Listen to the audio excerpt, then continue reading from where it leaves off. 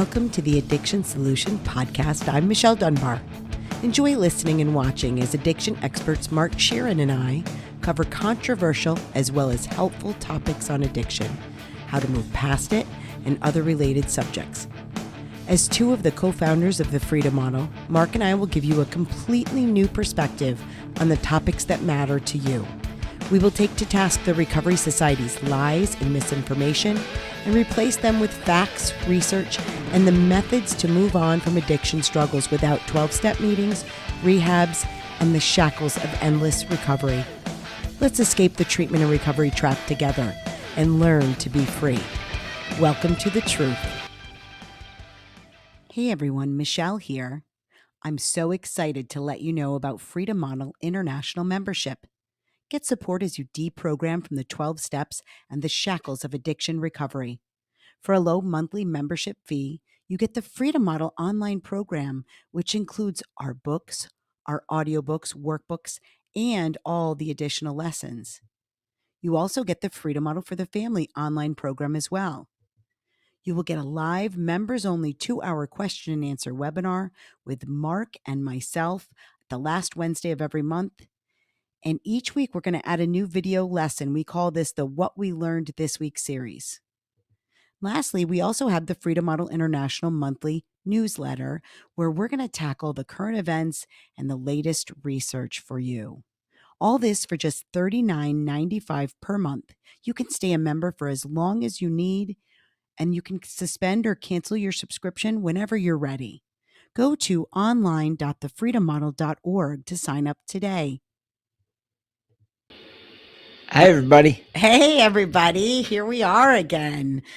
Time for another Addiction Solution podcast. I'm Michelle Dunbar. And I'm Mark Sheeran. Listen, if you hear any ambient noise, it's because, once again, we're in my office and we have guests here at the retreat. Yeah, we have somebody in the room right above us. So, So they just turned on the water and it's very loud. I don't know if you can hear that. So I hope you can't. Let's hope not.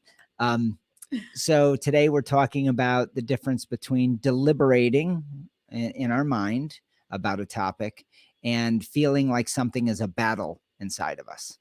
Yeah, I've had a lot of classes and discussions with different people, both online, on the phone, and here at the retreat over the last couple of weeks, that this has been a recurring theme where it feels like you're battling within yourself.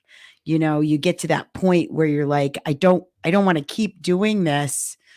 And it doesn't feel like I'm doing it because I like it.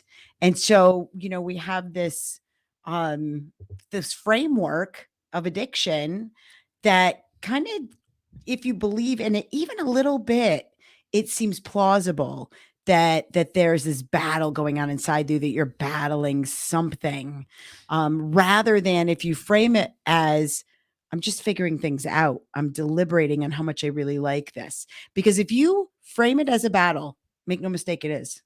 Yeah, here's what's interesting about the battle argument. And I've talked about this in some of the other podcasts. Whenever you frame your habits as some sort of battle, in order for there to be a battle, there has to be two entities present, or else there's nothing to battle. Right. So I think we all agree that you are you, I am me, she is she. So you have us, yourself, right? Your own mind. But if you yourself are battling something, that means that there's something either out there or there's another entity within you that is also a thinking apparatus that you have to battle against. Yeah. Now, the battle can also be defined within addiction lore as your brain chemistry conspiring against you. Now, I want you to think about what I just said. Your brain chemistry conspiring against you. These or that it's been hijacked by the drugs. Do you see? Think about conspired. That acts as if there's a mind present.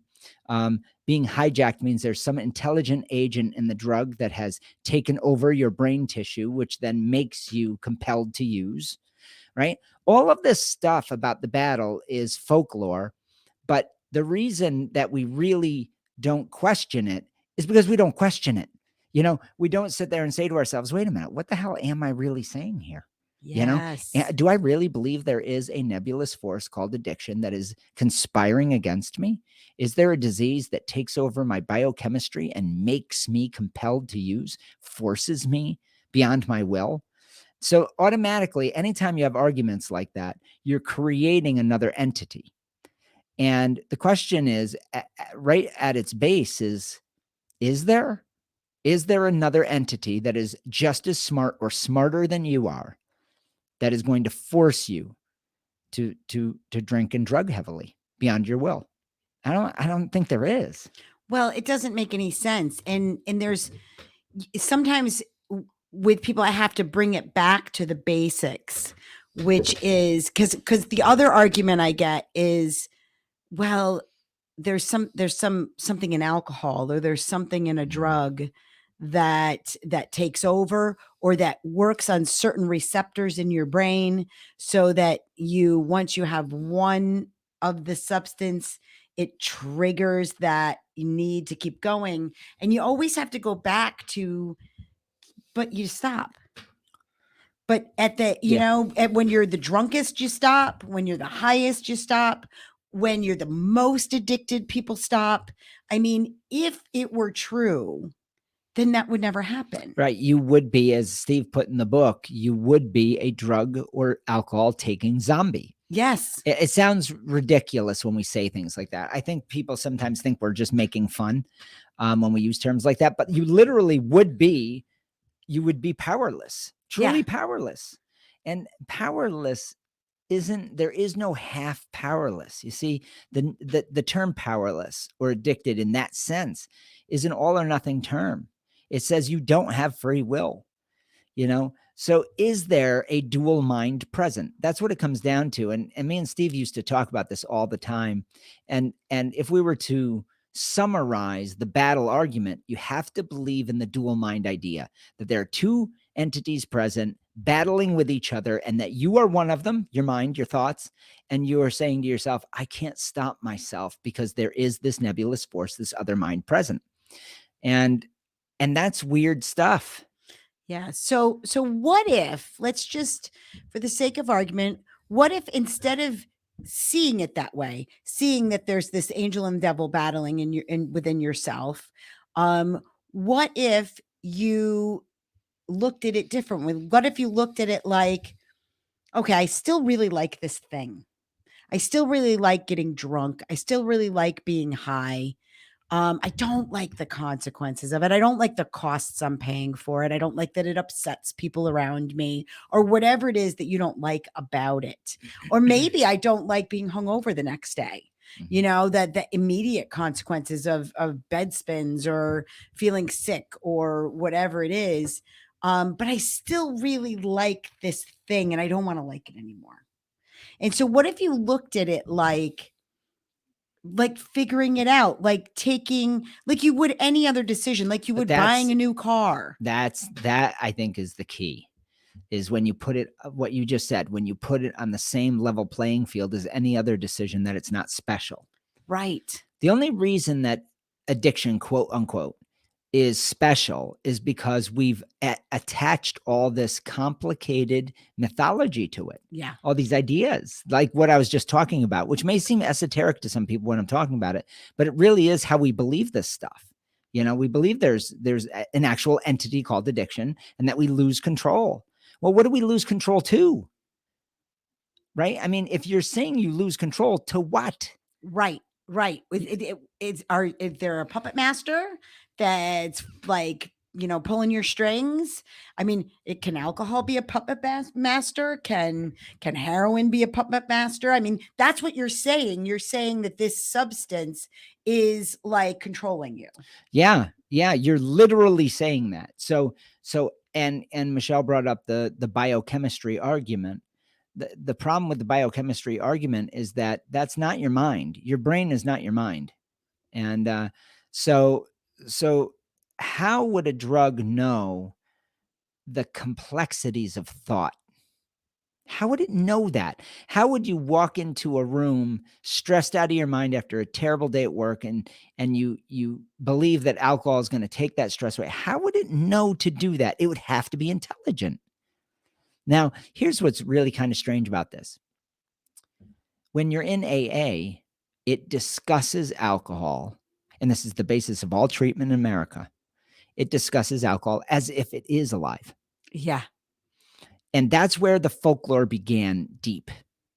That's where we started to, That's so we true. took it for granted that alcohol is cunning, baffling, and powerful. These are ideas that Bill Wilson came up with when they personified alcohol, when they created an entity called addiction. And we just took it for granted for 7 generations, right? It's 80 years old now, more than 80 years around. And we've been repeating this shit for that entire time. Well, I wanted you to think about it though, because really where it comes from is even way before that, where, like alcohol is called spirits. Yeah.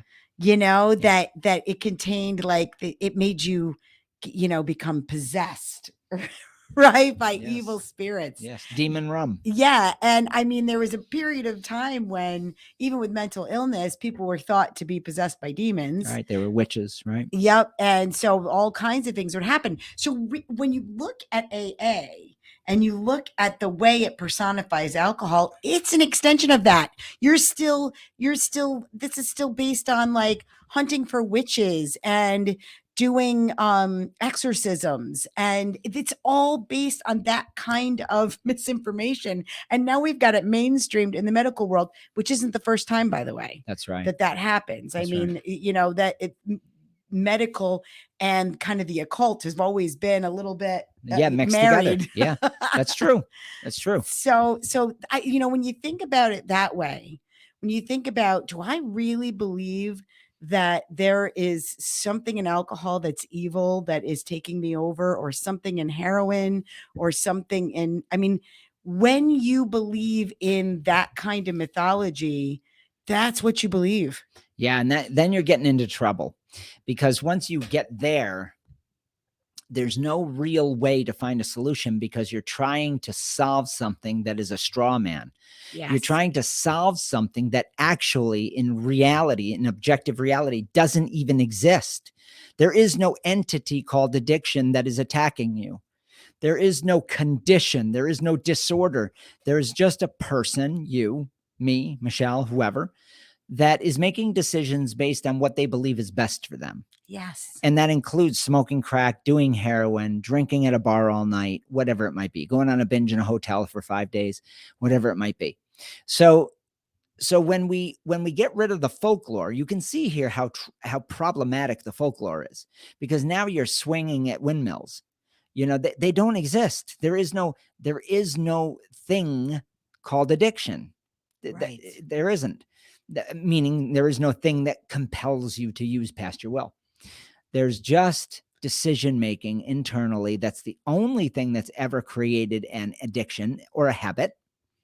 And that it's no different than any other habit that you've created, except for the fact that you're bound by a bunch of mythology that keeps you swinging at windmills.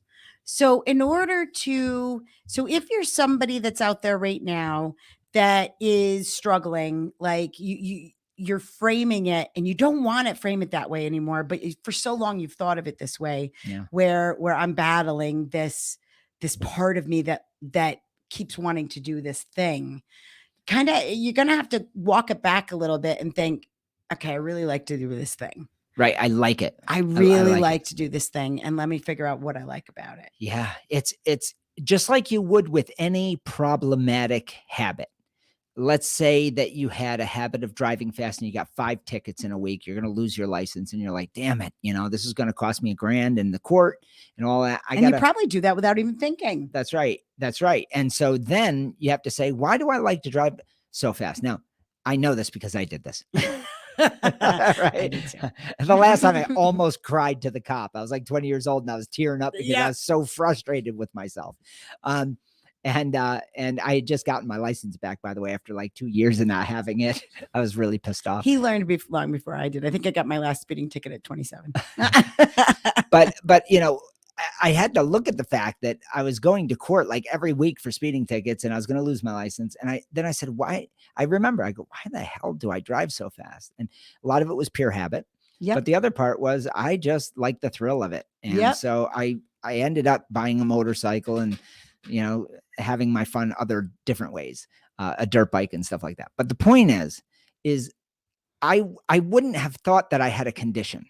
Mm-hmm. I wouldn't have thought that there was some other nebulous force forcing me to get in the car and drive fast. Like that would never even occur to me. No. Now, I'll tell you why it occurs to us with drugs and alcohol and why this idea has been so problematic for so long. And it is because when the substance goes inside you, when you drink it or inject it or inhale it or snort it or whatever, there is an effect on brain tissue. Yes. That gets conflated or mixed up with that it controls your mind, and it doesn't. Just because it slows or speeds up neural functioning, just because it screws with the processor right here, doesn't mean it changes the content of your perception, doesn't change the content of your thoughts. It doesn't make you do things. Right. It doesn't change your desires, your beliefs, it doesn't change any of those things. It's just, and because if you've ever noticed, you never get addicted to an experience you don't like, right? So you have to, you interpret this thing as pleasurable. And so what we call it in the book and what others have called it is active placebo. That's right. So you do have a physical sensation, a tickle to the body that is very real, measurable. Yeah. So you don't have that with driving fast, right? You're not taking the car and ingesting the car and having it go into your very private part of your body, right? So that adds the dimension of specialness to drinking and drugging that can't be denied. Yeah. And it confuses people. It All of a sudden, the whole reason the freedom model exists is because we have to undo all the stuff that's attached to that small reality. And I call it small because when you look at addiction, it says, it relieves stress. There's all this amazing shit. It makes us violent, makes us sexual, makes us. And that's all in the mind. And actually what it makes us is either sped up or sloppy in the body. Yes. So now we take what it objectively does and we say, let's put that on a shelf. Basically, you're putting the body on a shelf. Now we're stuck with what? The human mind, which is our thoughts, desires, beliefs, drives, all these things. And you realize that a drug, a molecule, can't go into the metaphysical mind. It's that process, when you start to parse it out like that, you start to realize, oh my God, I really, it's how I interpret this physical sensation. That's what this is. Yeah. And I get to change that and not make it so significant to myself. Yeah. I mean, if you, the other part of this deliberating, and I want you to compare it, and we compare it to this all the time, compare it to a long-term relationship. If you come to that point where you believe you need this substance, right? You need it in your life. You're not sure you can live without it, or you're not sure you want to live without it. Well, then you have some real serious deliberating to do, just like you would when you're leaving a marriage, because there's so many things to consider, and you're still like, nobody would ever think of leaving a marriage like they think of an addiction to a drug, right? Nobody would ever frame it that way, that you're sick and you're just, and you're out of control, and you're out of control. No, because it's a difficult decision. It's, it can be a traumatic decision even to you, and if you're framing it in your mind that way, but it's still a decision, and it's still weighing the benefits. And when we talk about it, leave the costs out for a period of time, or switch the costs of using over to benefits of not using, right? So now you're weighing the benefits of not drinking, not using drugs, to the benefits of drinking or using drugs. You can weigh the benefits of having one or two drinks to the benefits of having 10 drinks. Notice that she's saying benefits to benefits, not benefits to costs. And benefits to benefits. That's deliberating. That's what deliberating is. That's not a battle. You're not battling yourself. You're making a tough choice. Yeah. So when you have energy in the process of making a decision, when you're spending mental energy and emotional energy into deliberating, It feels like a battle sometimes. Yeah, it It can. feels like a battle within yourself. It can feel like that, especially if the choice is one that's really, really balanced, where the benefits of not using are very close to the same degree of happiness value as the benefits of being hammered all the time. And and here's where there's a beautiful experiment you can run, which is the one I ran, and the one Michelle ran, the one Steve ran. And that is, we decided to be dedicated to abstinence for a period of time to see if we could be happier. Yes. Not for a week, not for a No. month, but we did it for years. And we said, we're going to rebuild our lives and we're going to be dedicated to becoming a happier person, abstaining. Yeah. I didn't know if I could be. I had never been sober in my teen years, and I quit when I was 18.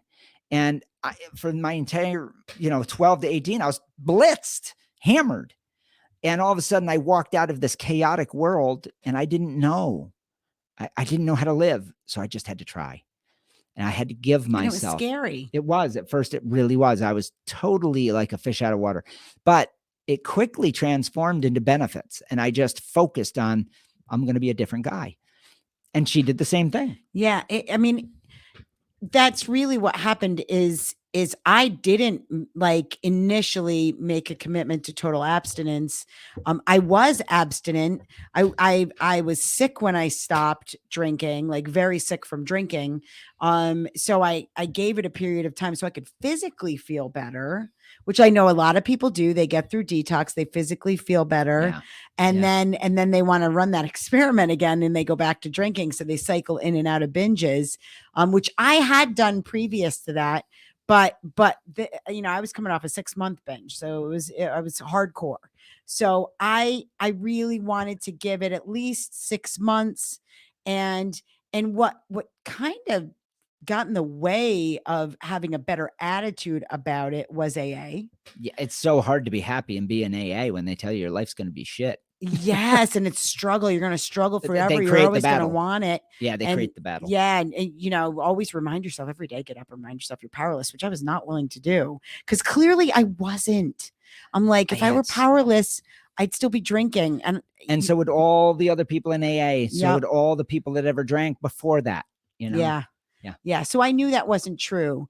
But I That's good. really struggled to even admit that I was happier. I was one of those people where where it was like I could be like clearly happier, and then all of a sudden I'd find some reason that I wasn't. She had a bit of drama.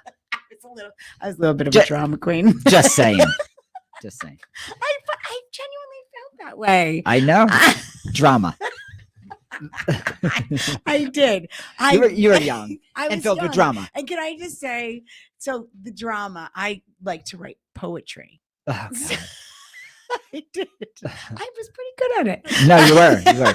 Yeah, you're a good writer. But I wrote a lot of death poems. Yeah, a lot of morose and shit. I'm not making fun of that because I really was like emotionally troubled. I really was. He's making fun of me. I'm making light of it, but we were both enormously really emotionally screwed up kids. It was not a healthy going for either of us. We had a couple knockdown dragouts, right? Yeah.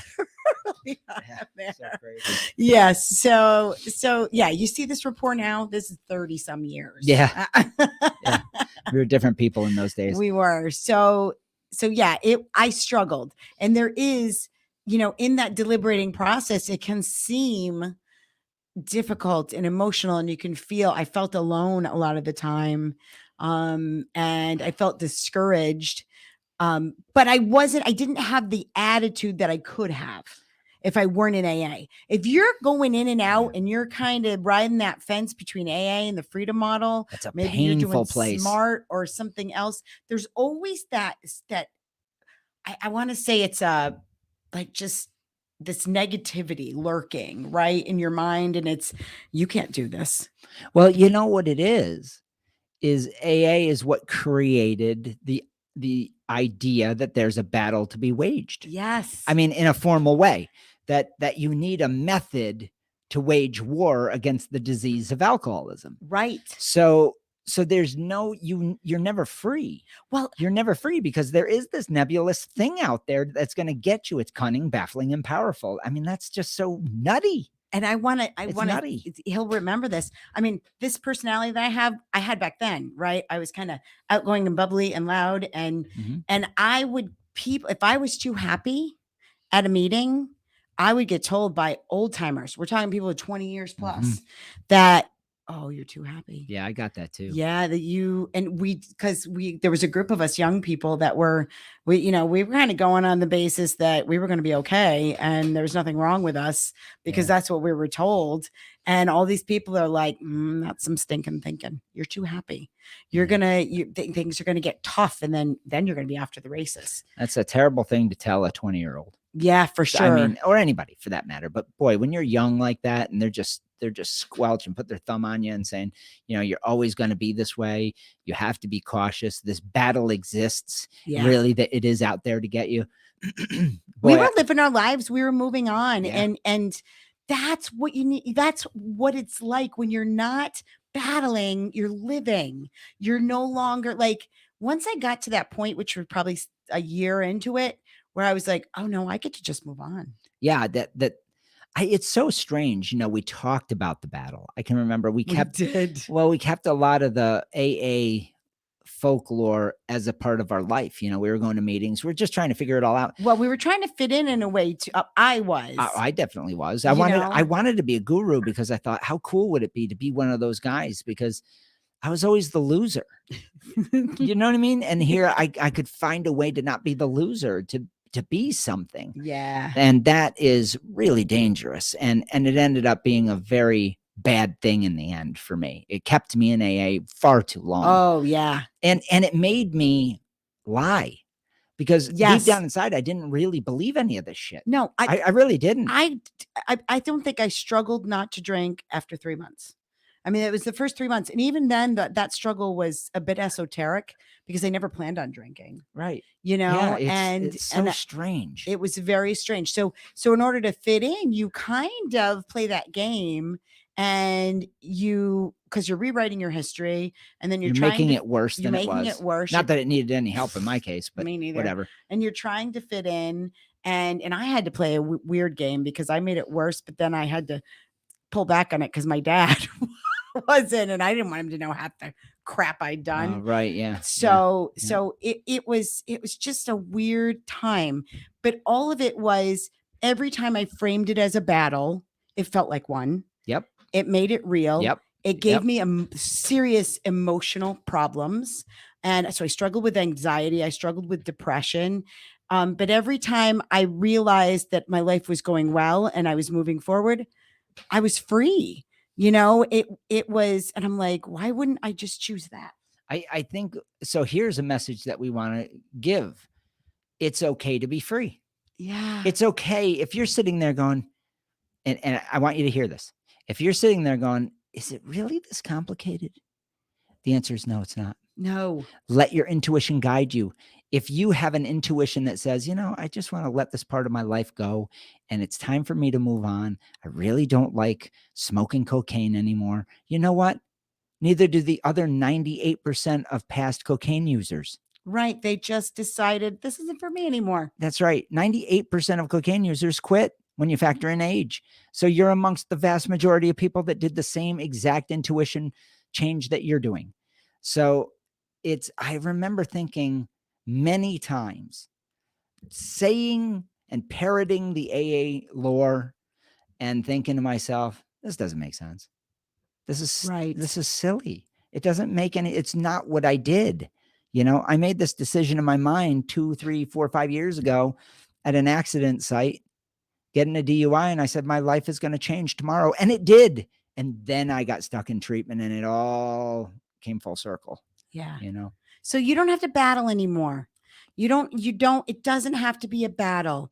It can be a process, simply a process of figuring out how you can be happier. And look, if you're going back and forth and you have this binge cycle going on, commit to a period of abstinence. Open your mind to the possibility that you can really be happier, and then start to recognize, just just as if you're going to buy a new car. You list the benefits of the car you have, the stability of it, whatever it is, and then you list the benefits of getting that new car. Okay? Don't look at costs of anything in the moment, but the thing about it is when you go through a period of abstinence, there's so many benefits where if you're not paying attention, you'll miss them. And sometimes they're small. They're things like I didn't have to get up and like I didn't have to get up and plan my day around chasing drugs today. Yeah, all right. Yeah. Going to the liquor store to get my 2 bottles of wine, then thinking, "Do I get 6 bottles so that nobody notices, the next 4 days Yes. that I gotta show up, or do I buy 2 and show up every day?" And, Yeah, or all just this. Yeah. the sneaking around and hiding things, or I mean, or it's I can remember one day, and I think this was right around the time where I stopped framing it as a battle, as I was driving home from work. I think I was driving home from work one day, and I felt more awake and clear-minded than I had probably in years, and I wanna say I was at that point 3 to 4 months abstinent. I mean, it was that long before I just all of a sudden it hit me that I was and I can remember there was another day right around the same time period where a police officer was following me, like, really closely, and I was like, "Oh, shit." Because instantly I used to have drugs in my car. I used to be Alright. driving Yeah. drunk. I drove drunk for And months. then you realize there's nothing wrong. I'm not doing anything wrong. I'm not Yeah. even I That's a wasn't even big thing for me. speeding. It was That was huge. a big thing for me because I always had Yeah. drugs on me, and I was usually drunk. And usually drunk. Yeah. And so this was a huge thing is I'm not breaking any laws. And so he went right by me. He didn't have any need for me. So look for if you decide to have a period of abstinence, look for the benefits, The you other know? the other thing is if you do struggle, if you're in a cycle where you just can't seem to get your act together, what that means is that you have a lot of logical errors. You have a lot of things that you believe about alcohol and or drugs, And yourself and probably. yourself that aren't necessarily true. And you're not really going to understand what I'm talking about here unless you give us a call and talk to us. Yeah. There are some things you can read that will make sense. Certainly the entire method to move past this problem is outlined in the freedom model. But some people just don't learn well reading. Yeah. So we have the online course. We have, it's freedom model online program. That's a step up where now you're learning with video. From Or us, yeah, from us. And then we have the family program, online family program. which we just released. Yeah, which we just really so sometimes you're going to need more help. Don't sit there and cycle for 6 months thinking this can't work for me too. This is just another thing that isn't going to work for me. For God's sakes, call us. Yeah, Talk to us. absolutely. We're not going to drill you in and say you got to come to the retreat. That's like That's not what we do. some people will need that. I needed that. I lived at our first retreat for a period of time. I was the very first person through this program residentially, and she was basically the second, but we needed that hand holding. We were really screwed up because we grew up in AA and we needed that kind of interaction to sort through all this. Yeah. So my point is, if you're cycling as you're going through the freedom model, you don't have to do that. We're here for you. And we have lots of resources, like crazy amounts of resources compared to any other method that you're going to look at. So just don't needlessly cause yourself a long period of misery. We can sort this out with you pretty quickly. Yeah.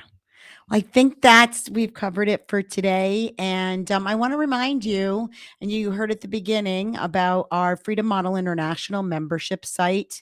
And so there's no confusion. That is a monthly subscription for $39.95. You get access to all of our online programs, the Freedom Model Online Program, the Freedom Model for the Family. We also will have a monthly 2-hour question and answer live for members only with Mark and I. Yep.